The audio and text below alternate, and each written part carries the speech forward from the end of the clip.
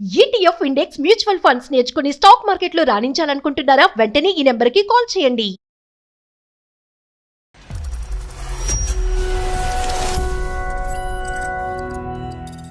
రీసెంట్‌గా 1 month back engagement అయింది. దిగమింగినటువంటి ఆ కష్టం ఏంటి? ఒక అబ్బాయి మీద ఎన్ని హోప్ పెట్టుకుంటుంది, లైఫ్ ఎంత హ్యాపీగా ఉంటుందని అనుకున్నా నేను. ఆ మొబైల్ చూస్తే ఇప్పుడే స్టన్ అయిపోయాను సార్.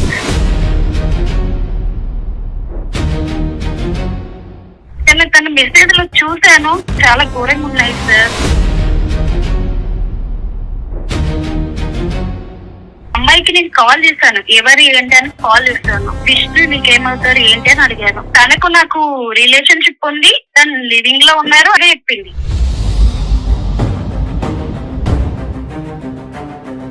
ఇప్పుడు వాళ్ళిద్దరు ఇరువైపులో ఒప్పందమా? తనకి పెళ్లి అవుతే ఈ లివింగ్ కట్ అయిపోతుంది, ఇతనికి పెళ్లి అయినా కూడా లివింగ్ కట్ అయిపోద్ది. మ్యారేజ్ తర్వాత ఇట్లాంటి సంబంధాలు ఏం పెట్టుకోమేమో అని ఒక అగ్రిమెంట్ తీసుకున్నాము అని నాతో ఇప్పుడు అంటున్నారు.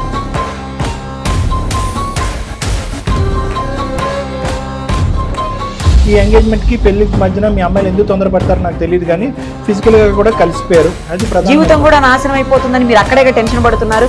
రేపొద్దున ఫస్ట్ నైట్ ఇంకో నైట్ చెప్తున్నాను, పక్కన పడుకుంటే కనుక నన్ను ఊహించుకుంటున్నాడా, ఆ గతాన్ని ఊహించుకుంటున్నాడా? ఎంగేజ్మెంట్ ముందు మీరు చేసినటువంటి కార్యక్రమాలు ఏంటి, ఇవి మేము తెలుసుకోవాలని అనుకుంటున్నాం. This is too much sir. ఇది మా పర్సనల్, ఇది మీరు నన్ను అడగాల్సిన అవసరం లేదు. ఇప్పుడు ఒకటి తమ్ముడు విను, ఈ రోజులలో అన్ని లేదు హోటల్ చుట్టూ తిరగాల, లేకుంటే నన్ను వదిలేస్తావా? మీరు 5 సంవత్సరాల పాటు ఒక లివింగ్ రిలేషన్షిప్ లో ఉన్నారు ఒక ఆడపిల్లతో. 5 సంవత్సరాలు కాదు, సంవత్సరం నుంచి మా మధ్య మ్యూచువల్ అండర్స్టాండింగ్ ఉంది. 5 ఏళ్ళు అయితే తప్పు, సంవత్సరం అయితే రైట్ అయిపోద్దా? ఆ విషయం కామన్ సార్. కామన్ కాదు. మీరు కామన్ అనేటటువంటి సబ్జెక్టు ఈ రోజు పల్లవి కూడా ఇంకో పని చేసి కామన్ అని చెప్పచ్చా? దానికి మీరు ఒప్పుకుంటారా?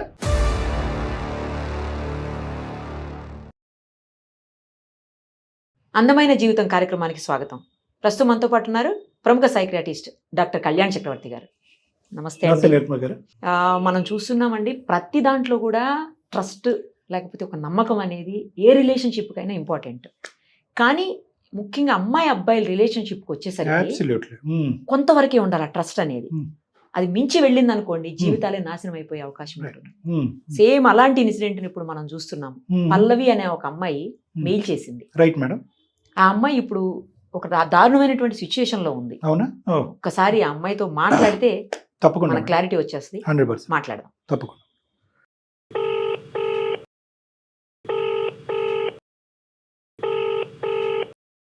హలో హలో అమ్మా, పల్లవి అన్న మాట్లాడేది? చెప్పండి, ఎవరు? నేను నిరుపమ, సుమన్ టీవీ అందమైన జీవితం కార్యక్రమం నుంచి మాట్లాడుతున్నానమ్మా. మీ మెయిల్ చూసి కాల్ చేస్తున్నాను. డాక్టర్ కళ్యాణ్ చక్రవర్తి గారు కూడా ఉన్నారమ్మా.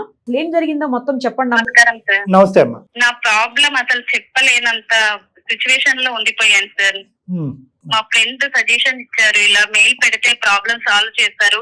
అసలు నా పేరెంట్స్ కూడా నేను చెప్పుకోలేను ఇలాంటి సిచ్యువేషన్ లో ఉన్నాననేది. రైట్ అమ్మా. రీసెంట్ గా 1 మంత్ బ్యాక్ ఎంగేజ్మెంట్ అయింది. ఎంగేజ్మెంట్ అయింది. మాకు తెలిసిన అబ్బాయి, మా అమ్మ వాళ్ళకి చాలా తెలిసిన అతను. తను కూడా ఒక సాఫ్ట్వేర్ ఎంప్లాయ్, హైదరాబాద్ లోనే చేస్తా ఉంటారు. సాఫ్ట్వేర్ ట్రైనింగ్ అమీర్పేట లో జాయిన్ చేశారు తనే. కోర్స్ కంప్లీట్ అయిపోతే ఇద్దరం కలిసి హైదరాబాద్ లో జాబ్ కూడా చేస్తూ ఉండొచ్చు అన్న ఉద్దేశంతో నన్ను జాయిన్ చేశారు తనే, కేర్ తీసుకొని. అంత బాగుంది, అన్ని బాగానే ఉన్నాయి. కానీ ఒక అమ్మాయి ఎన్ని కలలు కంటుంది, ఒక అబ్బాయి మీద ఎన్ని హోప్ పెట్టుకుంటుంది, లైఫ్ ఎంత హ్యాపీగా ఉంటుందని అనుకున్నా నేను. ఏమైంది పల్లవి మరి చెప్పండి. తెలియని నిజాలు తెలిస్తే ఇప్పుడే ఎలా ఉంటుంది అనేది కావట్లేదు మేడం. పెళ్లికి ఇంకా ఎన్ని రోజులు ఉందమ్మా పల్లవి? ముహూర్తం పెట్టుకున్నామండి. పెట్టుకున్నారు. దిగమింగినటువంటి ఆ కష్టం ఏంటి? అమీర్పేటలో ఒక హాస్టల్లో ఉంటున్నా నేను. తన పేరు విష్ణు. అంటే 1 వీక్ మధ్యలో బయటికి అలా వెళ్లే వాళ్ళం. నెక్స్ట్ మ్యారేజ్ కాబట్టి తనతో ఎక్కువ చాలా మూవ్ అయిపోయాను అన్నమాట. అంటే చెప్పాలంటే ఫిజికల్ కూడా మూవ్ అయిపోయాను.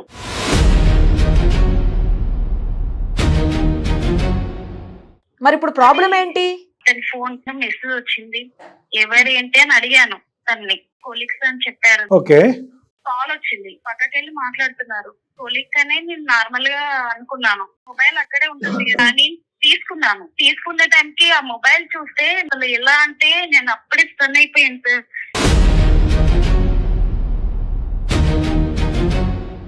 అంటే మేము మాట్లాడుకున్నాం మ్యారేజ్ ముందుగా ఎవరైనా ఉన్నారా నీకు ఇట్లా మాట్లాడుకున్నాం మేము ఫస్టే. స్టార్టింగ్ ఎవరు లేరు, నేను ఏం దాయలేదు కూడా అంత క్లారిటీ చెప్పాను. కానీ తన మెసేజ్ లో చూసాను చాలా ఘోరంగా ఉన్నాయి సార్. ఆ మొబైల్ నెంబర్ తీసుకున్నాను, డైరెక్ట్ తీసుకొని సైలెంట్ గా అక్కడ పెట్టేశాను. అమ్మాయికి నేను కాల్ చేశాను, ఎవరు ఏంటి అని, విష్ణు నీకేమవుతారు ఏంటి అని అడిగాను. అంటే తను చెప్పింది ఇలా తనకు నాకు రిలేషన్షిప్ ఉంది, తను లివింగ్ లో ఉన్నారు అండ్ సంబంధం ఉంది అన్నట్టుగా చెప్పింది. ఓ అమ్మాయికి అబ్బాయికి రిలేషన్షిప్ ఉంది, లివింగ్ లో ఉన్నారంట. లివింగ్ లో.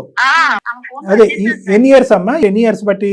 5 years సార్. 5 years బట్టి లివింగ్ లో ఉన్నారా వాళ్ళు? ఓ ఉన్నారంట. అంటే ఎప్పటికీ పెళ్లి చేసుకోకూడదు అని అనుకున్నారా? ఇంకా ఏం చెప్పింది ఆ అమ్మాయి చెప్పండి. నేను అవన్నీ అడగలేదు సార్. పెట్టేశారు ఫోన్ అంతే, షాక్ లో ఉండి పెట్టేసినట్టు. అంతే. అన్నం ఉడికిందో లేదో ఒక మెతుకు చాలు. విష్ణుని డైరెక్ట్ అడిగాను, ఈమె నీకు ఏమవుతుంది, ఒకటే సమాధానం చెప్పు, నీకేమవుతుంది అని అడిగాను సార్. అడిగితే నా ఫ్రెండ్ అన్నాడు. నేను మొబైల్ లో స్క్రీన్ షాట్ తీసుకున్నాను మెసేజెస్ అన్ని. ఒక ఫ్రెండ్ ఇంత మెసేజెస్ చేస్తారా చెప్పు అని అన్నాను. అంటే అప్పుడు నిజం చెప్పాడు సార్. ఒప్పుకున్నాడా? ఒప్పుకున్నాడు.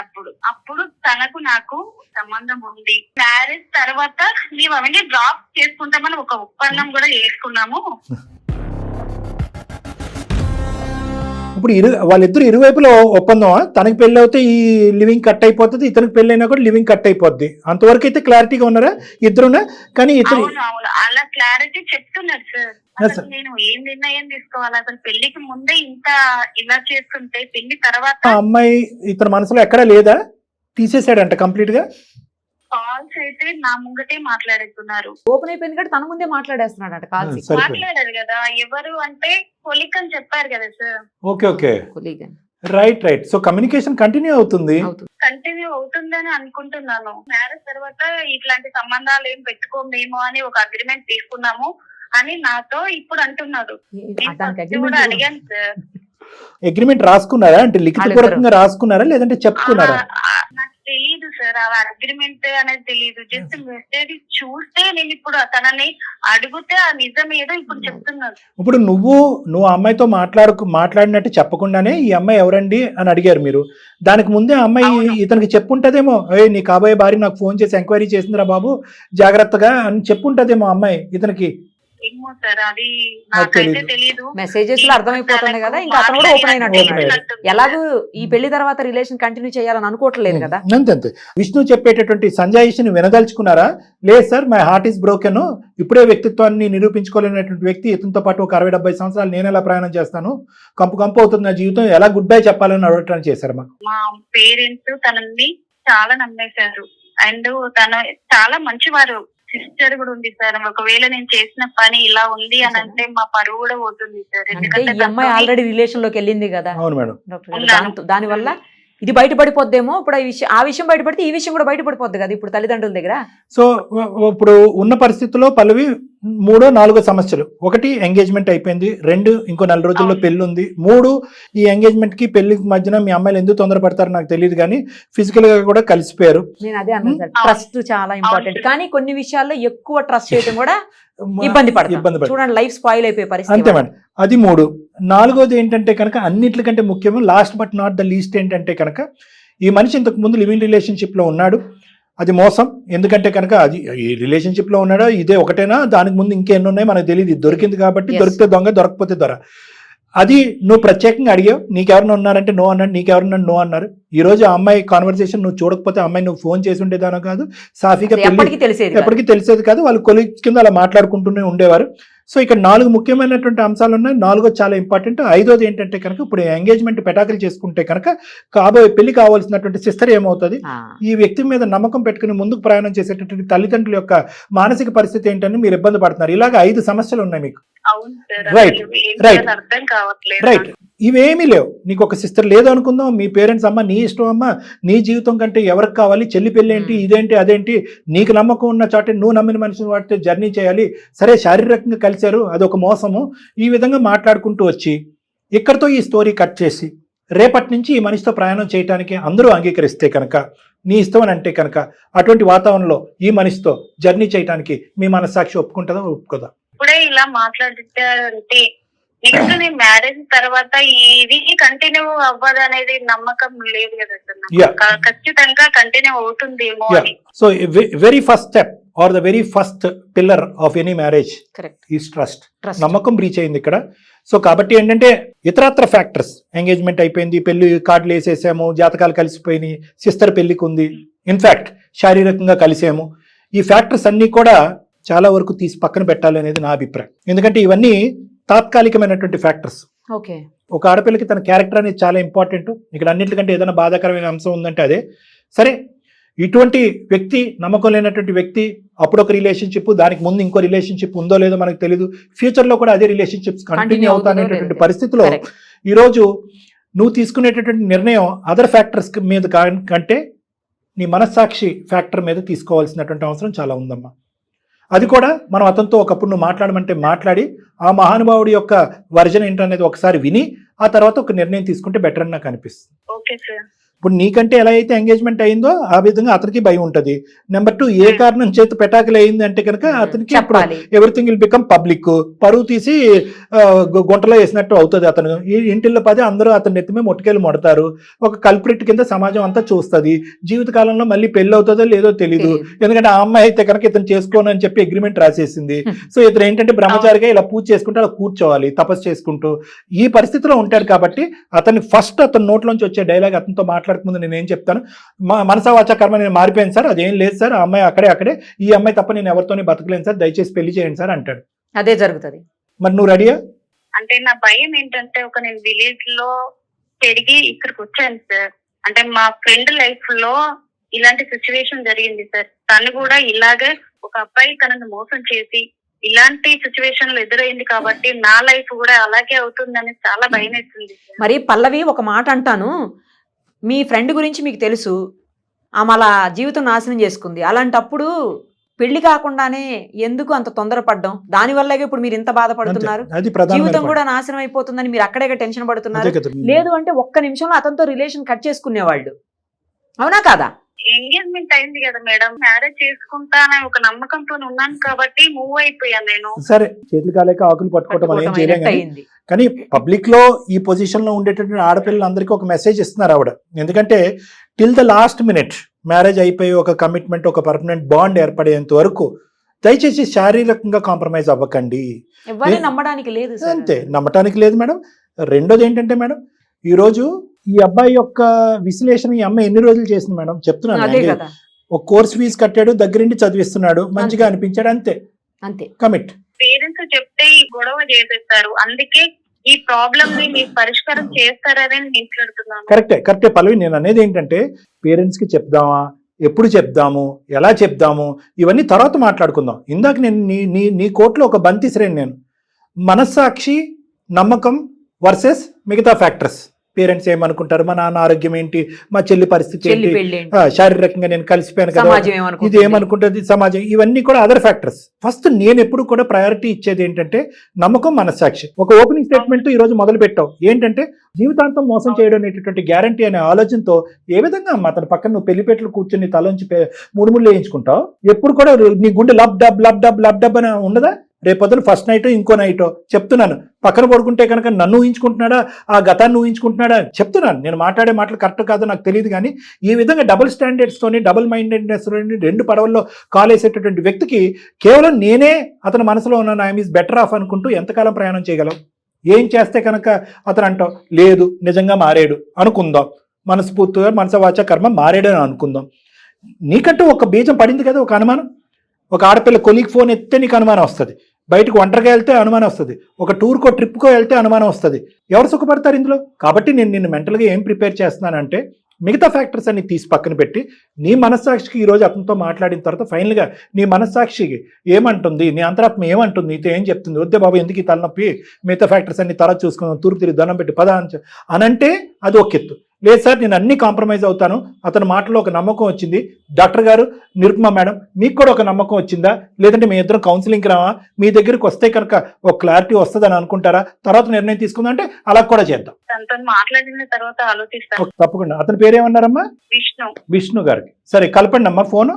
కల్పిస్తాను సార్. అమ్మ కలిపి విష్ణుతో కలిపి మేము బ్యాక్గ్రౌండ్లో ఉన్నాము అనేది ఒక 2 నిమిషాలు చెప్పకుండా జనరల్గా అతనితో కాన్వర్స్ చేయమ్మా. దాన్ని బట్టి అతని వ్యక్తిత్వం ఏంటనేది మనం అసెస్ చేసుకోవచ్చు. The person you are speaking with has put your call on. Hello, చెప్పు పల్లవి. ఎక్కడున్నావు? నా క్యాబిన్ లో ఉన్నా. నిజం చెప్పు. చూపెట్టాలా? వర్కులు నువ్వు అట్లనే చెప్తున్నావు విష్ణు. ఏంటి ప్రాబ్లం నుంచి నాకు అర్థం కాదు. ఇప్పుడు నేను అందమైన జీవితంకి మెయిల్ పెట్టాను, లైన్ లో కూడా ఉన్నారు. పిచ్చా నీకు?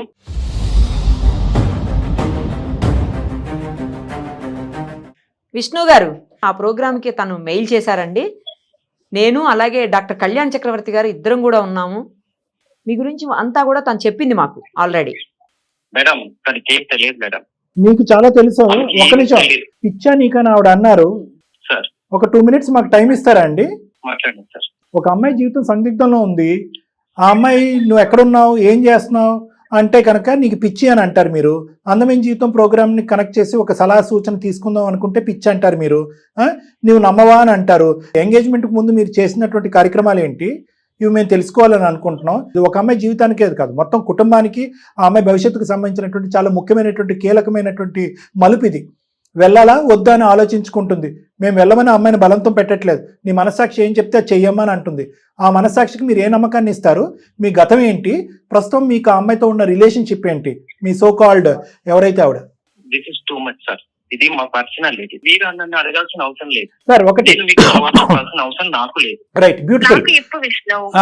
అది ఇప్పుడు ఒకటి తమ్ముడు విను, పర్సనల్ అనేది ఎప్పుడో పరిధిలో దాటిపోయింది. ఇప్పుడు ఆ అమ్మాయికి నీకు ఎంగేజ్మెంట్ తప్ప మ్యారేజ్ అవ్వలేదు. ఇది నా భార్యాభర్తలకు సంబంధించిన అంశం అని మీరు చెప్పడానికి కూడా లేదు. ఎందుకంటే మీరు పరిధులు దాటారు. ఆ అమ్మాయి ముందస్తునే మిమ్మల్ని అడిగింది, ఒరే బాబు నీ జీవితంలో ఏమన్నా ఉందంటే అటువంటిది ఏమీ లేదని ప్రామిస్ చేశారు. జీవితం కంటిన్యూ చేశారు. కొలిక్ అనుకుంటూ ఒక అమ్మాయితో మాట్లాడారు. లక్కీగా ఈ అమ్మాయికి ఒక చాట్ మెసేజ్ స్క్రీన్ షాట్ తీసి దొరకడంతో గుట్టు రట్టయింది. ఈ అమ్మాయితో మాట్లాడింది. కేవలం అందులో చిన్న కొసమేరపు ఏదన్నా ఉంది అంటే కనుక అప్పుడున్న లివింగ్ రిలేషన్షిప్ ఇప్పుడు లేదు అని మేము అగ్రిమెంట్కి వచ్చామని చెప్పి ఆ అమ్మాయి చెప్పింది. ఆ అమ్మాయి మాట మేము ఎందుకు నమ్మాలి? అప్పుడున్న లివింగ్ రిలేషన్షిప్ మీ పెళ్ళైన తర్వాత కంటిన్యూ అవుతుందేమని ఆ అమ్మాయి వణికిపోతుంది కింద నుంచి పైకి. ప్లస్ గతాన్ని కప్పేశారు, ప్రస్తుతాన్ని కంటిన్యూ చేశారు. పెళ్ళైనంత వరకు ఆగచ్చుగా శారీరకపరమైనటువంటి ఆ సుఖం గురించి ఎందుకు ఆగలేకపోయారు మీరు? ఆ అమ్మాయికి అబద్ధాలు చెప్పారు. ఇదే నిజాలు చెప్పుంటే కనుక ఆ అమ్మాయి మీకు 1 ఇంచు 10 కిలోమీటర్ల దూరంలో ఉండేది. మీకు ఉన్న విషయం మొత్తం క్లియర్ గా చెప్పాను. ఎప్పుడు చెప్పావు? నాకు అడిగినాక చెప్పావు. ఎవరితోనైనా సంబంధం ఉందా అని అడిగాను కూడా.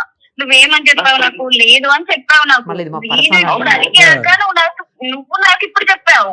తను నా best friend. Best friends close ఉంటారా? ఉంటారు. ఈ రోజులలో అన్ని కాదు విష్ణు, నేను అడిగింది తెలియదు. నీకు తెలియదు. దాని మీద కూడా ఒక కోర్స్ చేయించి అమీర్పేటలో. పెళ్లి ఇంకా 1 నెల కూడా లేదు, అప్పుడే నువ్వు అనుమానించడం ఇవన్నీ చేస్తే విష్ణు, పెళ్లి కాకముందే ఇలా ఉంటే మరి పెళ్ళైన తర్వాత మరి నేనేంటి, నా పరిస్థితి ఏంటి? కోర్టు చుట్టూ తిరగాల, లేకుంటే నన్ను వదిలేస్తావా? అట్లా నేనే అయిపోతా.